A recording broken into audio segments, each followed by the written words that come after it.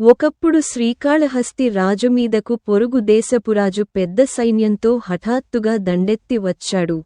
కాళహస్తి రాజు మొదట్లో కలవరపడిన తరువాత తమ కులదైవమైన జ్ఞానప్రసూనాంబ ను తలుచుకొని కొద్ది సైన్యంతోనే శత్రువులను ఎదిరించాడు. శత్రురాజు ఈ యుద్ధంలో మొట్టమొదటిసారిగా తుపాకులను ఉపయోగించాడు. అందరూ కాళహస్తి రాజు ఓడిపోతున్నాడు అనుకున్నారు. తుపాకుల ముందు మామూలు ఆయుధాలు నిలుస్తాయా? ఆశ్చర్యంగా కాళహస్తి రాజు విజయం పొందాడు. ఆ రోజు రాత్రి కాళహస్తి రాజు కలలో జ్ఞానప్రసూనాంబ కనబడి తనకు ఒక చీర పెట్టమని అడిగింది. రాజు ఆశ్చర్యపడుతూ, అమ్మా, నీకు చీరలు లేకపోవడం ఏమిటి? అని అడిగాడు. దేవి తుళ్ళిపడినా తన పమిటి చెంగును చూపుతూ, బిడ్డా, తుపాకీ గుళ్ల వల్ల ఇట్లా అయింది.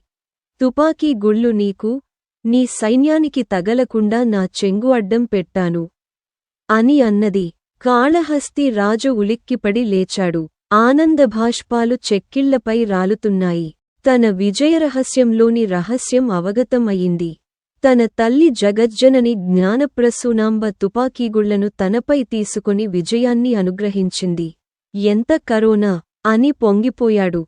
మర్నాడు రాజు జ్ఞానప్రసూనాంబను బంగారు చీరతో అలంకరింపజేశాడు. ప్రతి శుక్రవారం జ్ఞానప్రసూనాంబకు బంగారు చీరను అలంకరింపచేస్తారు.